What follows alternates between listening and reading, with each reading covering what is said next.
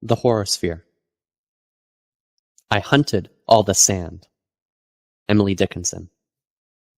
13-14-32, Los Angeles, California, 05-10-2014. Recently, Xanther has started picturing the gray matter behind her eyes like this gray ice, only sprouting all these crystal formations. Those are the questions, the spiky, icy stuff, not just off the ripples of her brain, her cerebellum, what makes her think of cereal, but also branching off along her medulla oblongata, even down her spine, following each crooked twist. Is that why her back's so wrapped? Too many questions making out of her nothing but S's and knobs, turning her into an actual question mark? Is that why she's such a klutz, too? This prickly stuff everywhere, freezing up into her like that flaky ice that forms on meat after it's been in the freezer for a long time. Dead meat, right? Because all meat is dead, right? Or is that redundant? Because muscle is called muscle because it's alive. So muscle isn't really meat, but dead muscle is definitely meat, right? Anywho, that's how Xanther's head feels most of the time, like frost on dead muscle after it's been left in the freezer too long. Actually, Anwar was the one who pointed out this meat muscle thing. Duh. He's the one always pointing out things like that.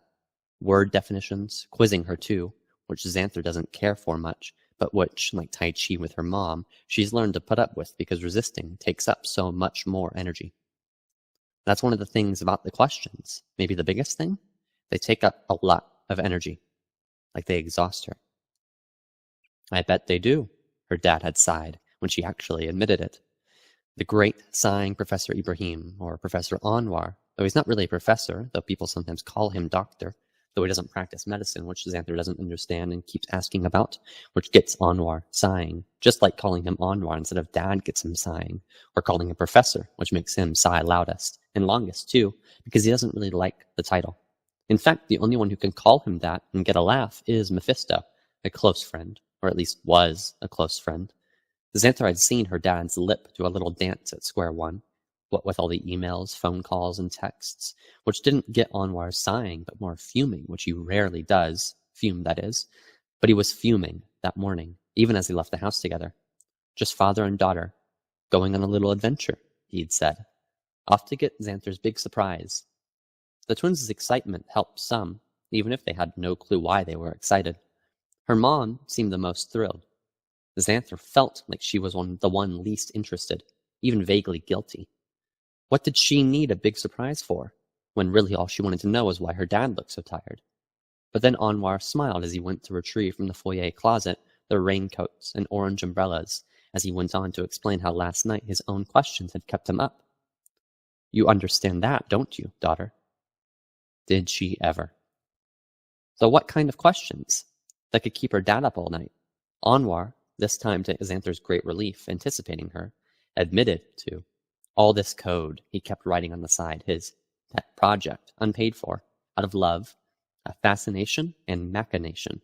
No question referring to his engine, which Xanther never seemed to cease having questions about. That word, engine, despite even today's explanation, which had seemed to make it clearer for a moment. And then everything got muddier again, and even if mud was one of the goals, lots of mud, African mud, Asian mud, all kinds of muddy places with wild animals and predators of all sorts. Meat? Xanther had asked. Meat and muscle. Both? Of all sorts, Anwar had nodded playfully. Plus a little more. Father and daughter raced across the Culver City parking lot with their orange umbrellas up, which didn't seem to do much good because it was raining so hard, so that when it hit the pavement it flew up as high as their knees. Black jeans soaked through, from thighs to Converse. Xanther beat Anwar and got the door for him. Actually, she got the door for a few people, also running for refuge. The building, called Cementera, which sounds like a cement cemetery, was one of those business whatchamacallit places, with a marble lobby and a security desk no one sits at, 2 opposite banks of elevators, between which hung a board listing businesses by floor. Most of the people got off on the first 3 floors. One girl stayed on. She was maybe a few years older than Xanther and kind of bent or squiggly. She kept wiping her red hair out of her face and looking at Anwar in the weirdest way, all smiley while biting on her lips, which seemed to make Anwar a little weirded out too, until she got off on the 6th floor. She just squiggled and stuffed a bag of potato chips in her front pocket. The bag crackled. Obviously all the chips were breaking apart, but all she could say, staring only at Anwar, was, "A lot of stuff can fit in my pockets." Anwar's office was on the top floor. A windowless hallway waited for them, a nameless door too, not even a number. Anwar had to knock because there was no ringer. But when the door opened, there were windows, and lots of people shouting, smiling, clapping hands, rushing forward to greet Anwar, Xanther too, shaking their hands, patting Anwar on the shoulder, all types of congratulations. There were plenty of faces Xanther didn't recognize, but 80 was there, glowing, yelling about more glasses and more champagne. Welcome to the inland Silicon Beach. Glasgow already had a glass, a mug full of beer, judging by the foam, and judging by the foam running down the sides, not his first beer. Talbot, who Xanther knows is from Jacksonville, Florida, and looks a little bit like Johnny Knoxville, insisted on Xanther's high five. Xanther missed. Twice. What a cram fest. Tables, chalkboards, floors snaked with cables powering all the computers, plenty of laptops, and even more of those big monitors Anwar has at home, wired to those towers, always so dead and lightless, except for the fans, like it's breathing all at once, inhaling and exhaling at the same time, but without ever pausing. Much the way everyone seemed to be smiling and talking here, without pause, like the rain outside too, except inside it was a rain of voices. I went to Japan and ate the fish that can kill you. What? Fugu. What's it taste like? Whitefish, halibut, nothing special, just the romantic idea that you're eating something that can kill you. Downtown, Chinatown. I've heard that. Cash-only internet cafes. Not really cafes, more like these gambling dens. Men stay there all day just throwing their money at whoever's renting the machines, just so they can lose more money online. Jamie Lee Lynch. What TF are you talking about? I'm getting all kinds of inspiration. You're drunk. It's true, not just parts and pieces. You're really drunk. Drunk enough to see the big picture. Maybe. No. Drunk enough to feel the big picture. Xanther had gone to the restroom, which at least was quieter, even if getting there was like passing through a dream, or a series of dreams, from fish to gambling to more than that, which Xanther knew still wasn't anything like dreaming, but made her realize that she'd had a lot of dreams last night, none of which she could remember. Above the sinks, both mirrors were cracked. They made her face look crooked and weirder, separate from itself, and that got her all nervous again, like this feeling of what?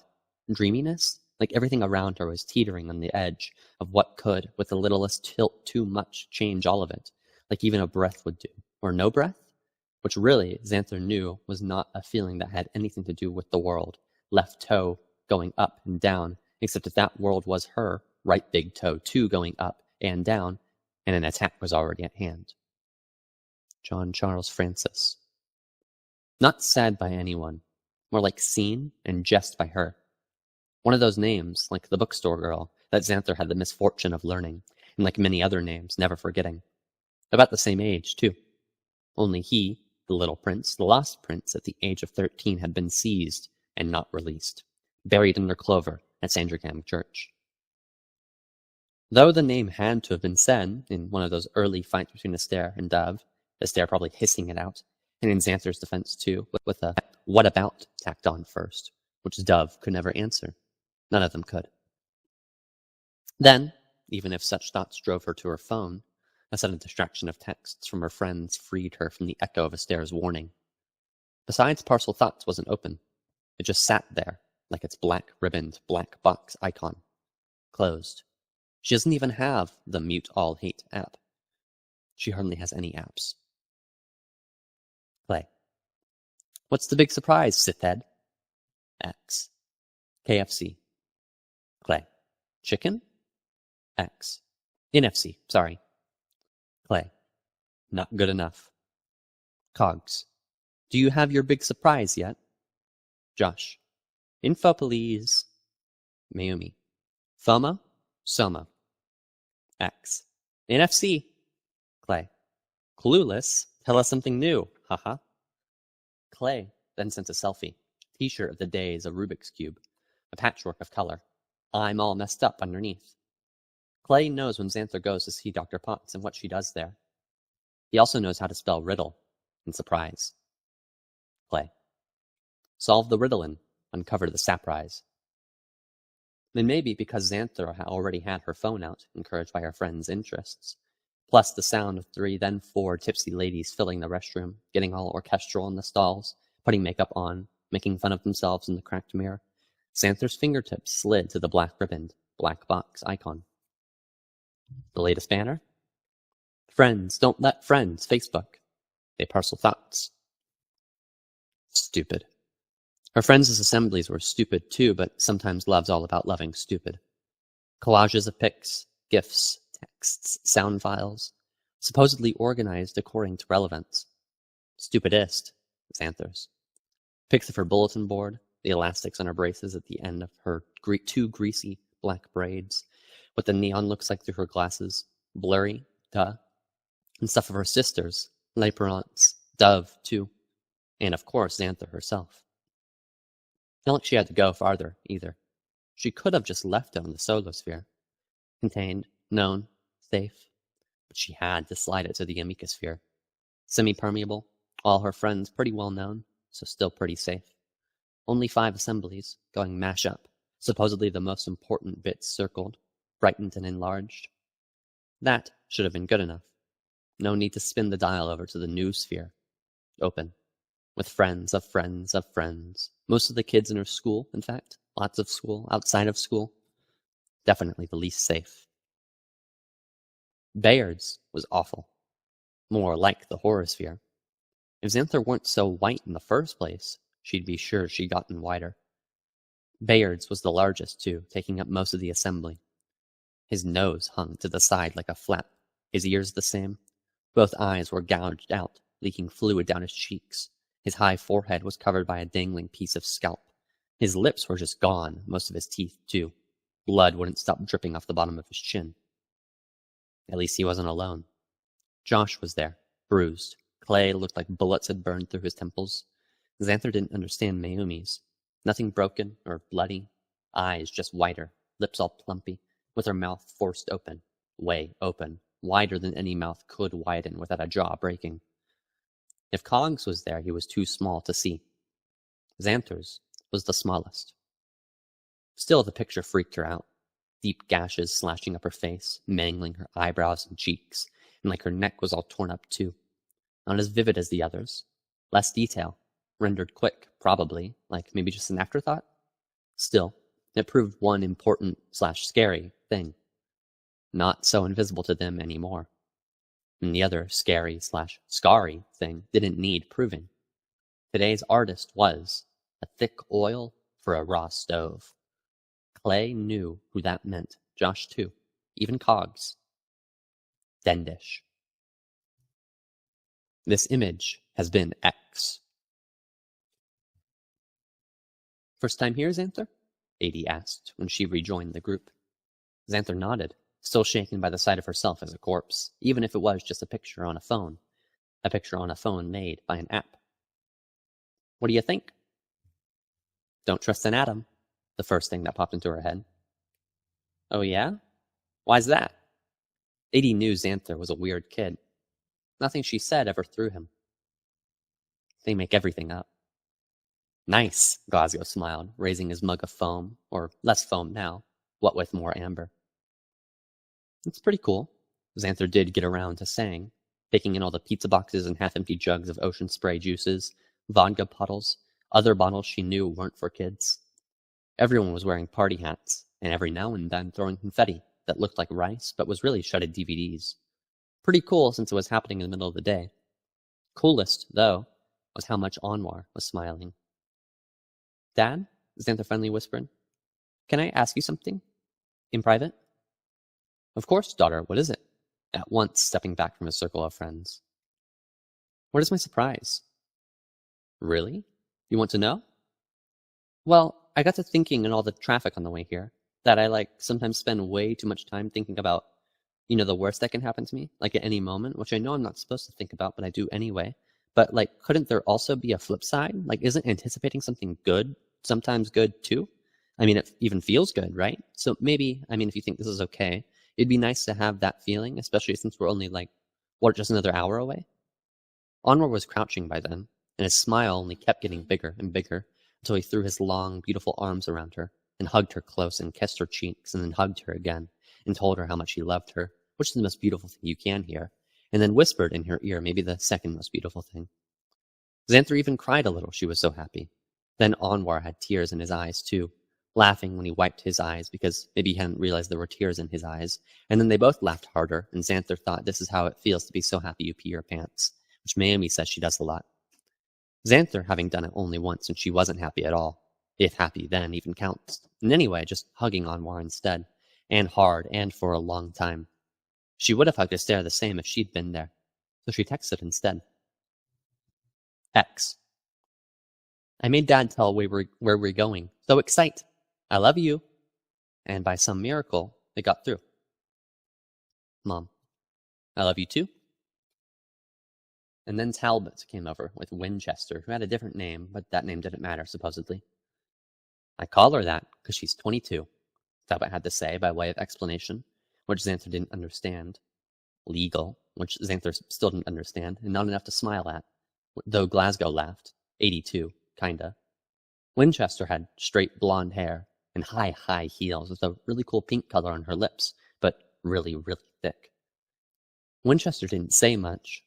The pink color on her lips kept smearing on the straw in the rim of her cup. Talbot handed Anwar an envelope and Xanther a drink. Don't spend it all at once, he told Anwar. Do you know what an Onward Palmer is? He asked Xanther. Xanther shook her head.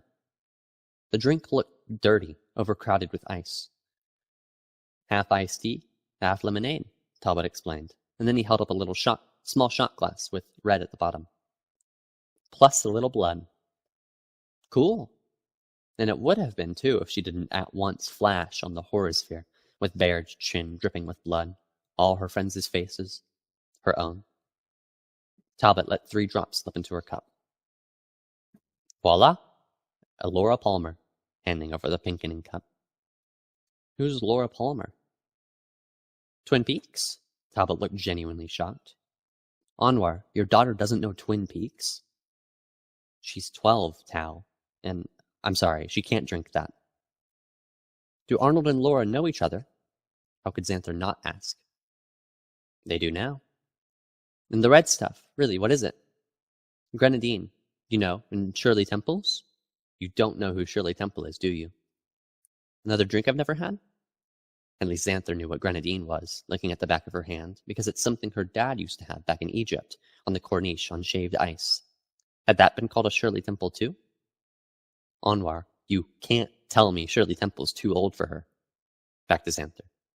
How have you never had a Shirley Temple? Is it ambrosia? Why can't she have a Laura Palmer? Talbot wanted to know. Sugar, Xanther answered for Anwar. I'm sorry, Tal. I'm sorry. Show Xanther the new games. She loves games. What's more, she's good at them. Not like that helped. Talbot looked pretty down. Introducing Xanther to a new drink had meant something to him. What with the Lauras and the Arnolds and the grenadine that wasn't blood. And now it was something no one would touch. Not even Winchester, and all she wanted was a drink. And, baby, will you go get me one? Was suddenly all she could say. Is Mephisto here? Xanther asked then. Another one of her out-of-the-blue comments. Very funny, Adie answered, but he wasn't smiling. Over the course of the next hour, Xanther texted all her friends the news. She didn't mention the Dendish Horrorosphere, and anyway, of course all they wanted to know about was what kind of dog, which Xanther still didn't know, and didn't want to ask Anwar about either, because some surprises are good too. Instead, she texted screenshots of games she got to play. Pretty amazing, actually, which made Xanther feel pretty amazing too, all while her dad's happiness kept filling the room, like happy thunder, sprung loose from the still darkening storm outside, if thunder can be happy, surrounding Talbot and Glasgow, both of whom she was crushing consistently in a game called Trapped, which, like obviously, was about trying to catch a trout. First, you started with a still pool of water on the side of a rushing stream. A trout hovered there in the middle, and you can either net it or spear it, or, hardest of all, grab it with your hand before it slipped free into the current. The Xanther could handle the net and nothing else. Glasgow could barely handle the net. Talbot stuck with the spear and missed every time. The hand grab was impossible. And then, after losing way too much, Glasgow agreed to show her Anwar's MET and explain to her, once and for all, what a game engine did. Talbot, meanwhile, had started adding vodka to his Laura Palmer, naming his new concoction Bob. Winchester called him Goofy, but drank Bob anyway. While Glasgow got Anwar's pet project to load, Talbot hooked up an even bigger console and even got Xanther some 3D glasses, big enough to slip over her already humongous glasses.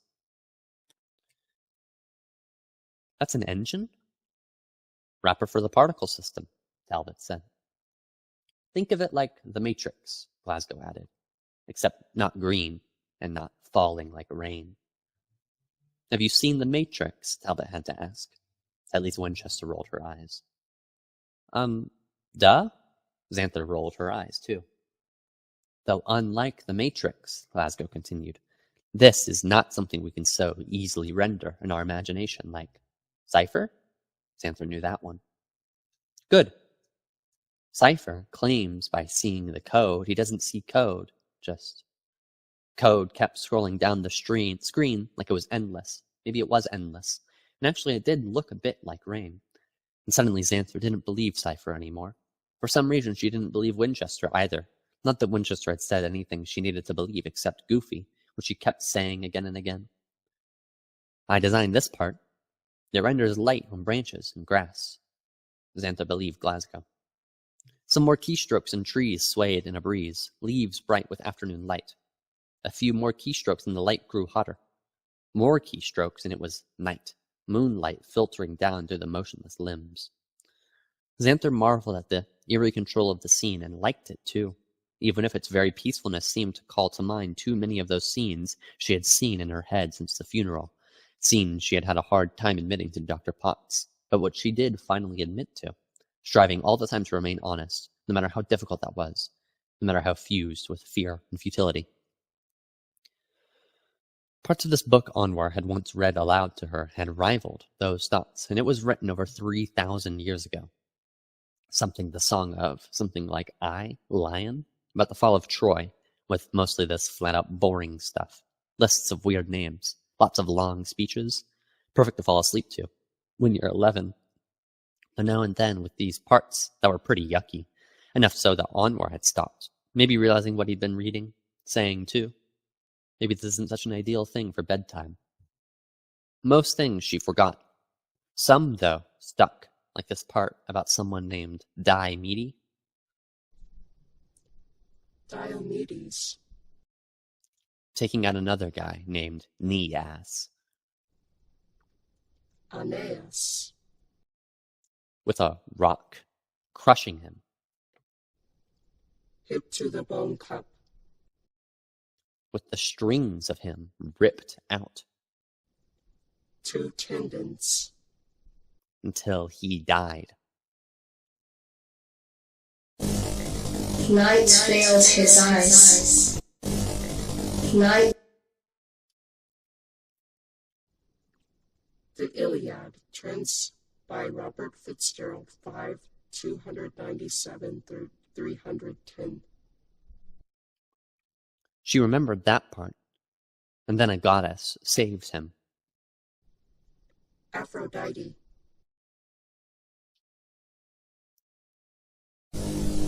His mother. And he went on to found an empire called Rome. Had that been like Dove's life and his death? What about the goddess? Why had she deserted him? You might say these graphics represent, in a way that's instantly quantifiable, the parametrics of the code, Anwar had said then, one hand placed so gently on her shoulders it seemed to have always rested there. Tai Chi master without knowing a step. Glasgow was toggling back and forth between pages of code and a leaf slowly falling through beams of light. You lost me, Dad, Everyone laughed. Image subitizes language. Subitize? Aha! Your word of the day, Anwar responded then, so happy, even if Xanther felt vaguely disappointed that he'd forgotten how he'd already given her the word of the day, recalling too more vague disappointment that it still wasn't Calathump, which still kept on conjuring up images of Callie's death on Battlestar Galactica. Subitize is easy, Anwar continued. It means to quantify without counting. So when you see a 5 or a 6 on a side of dice, you don't count the 5 or 6 dots individually, but know at once the number. Didn't you say my word for the day was paradise? Dear daughter, my many apologies. Your dad's getting senile. Not quite yet, Glasgow gleamed, a look of affection for Anwar, as he began to explain how Anwar's MET, while not producing trees or leaves, enabled various characters to negotiate the environment, as well as one another. This is the S&M plastic you were talking about at breakfast? Talbot spit beer, he laughed so hard. Goofy, Winchester said, but giggled too. S&M plastic, Anwar gently corrected Xanther.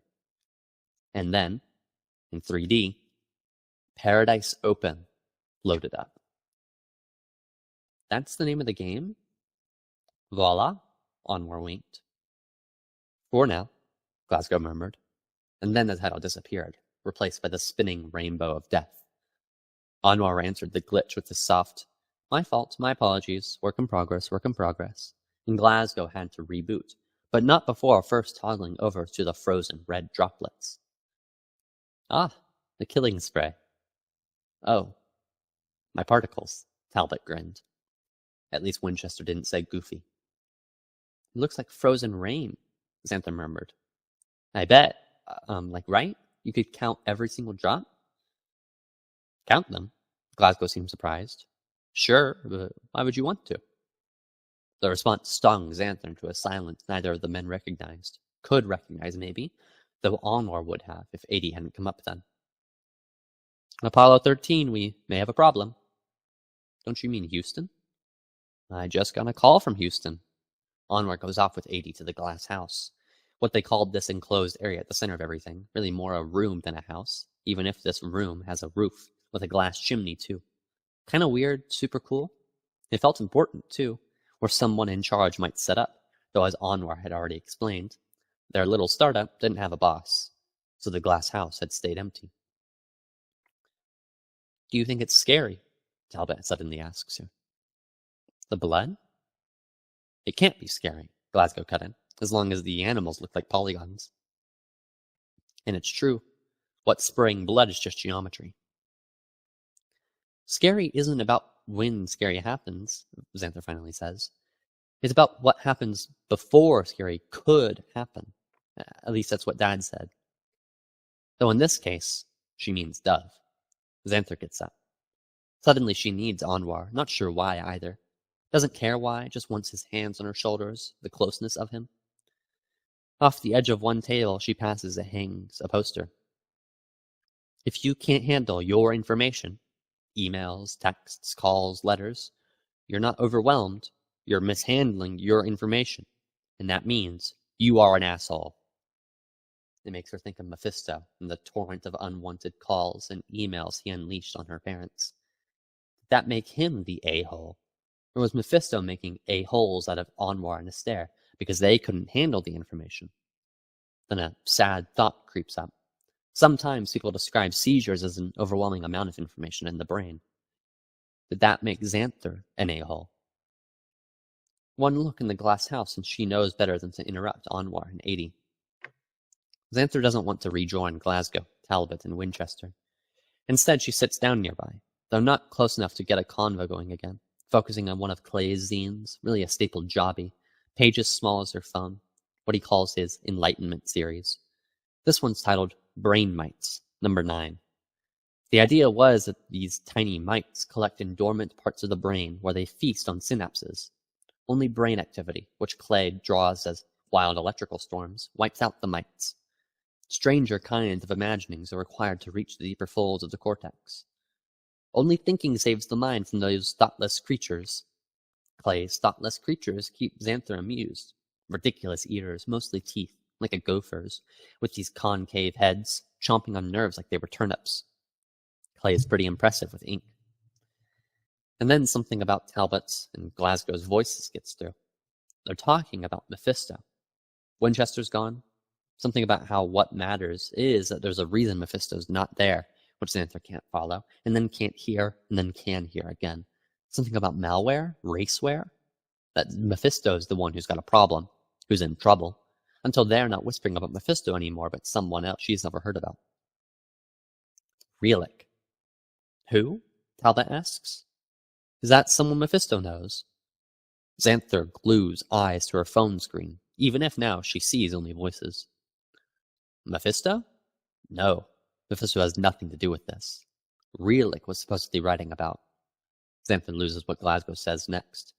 Lipor is the closest thing she can make out. Maybe San Pedro? Well, that's nothing new. Something creaking. Talbot leaning back in his chair. Plenty of people have commented about that. Yeah, but not just speculation. This guy confirmed it.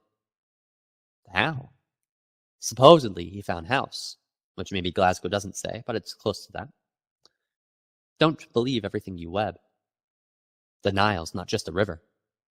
Where's Relic now? Did you talk to him? Was too spooked? To talk to him? To even call him? I had his number, too. What happened? Chinatown, right outside of ABC Seafood, Orden New High. Dead? Whispers drop below whispers then. Something involving a wreck, something loose, which Xanther can't do anything with, except come up with wreck, loose. One bad accident. The wreck? Supposedly a hit and run. Left Relic in pieces. What's wreck loose? Many pieces. Bad accidents happen? Some people are saying what happened couldn't have happened there. They're saying it was a message. 13/31/13, Los Angeles, California, 05/10/2014.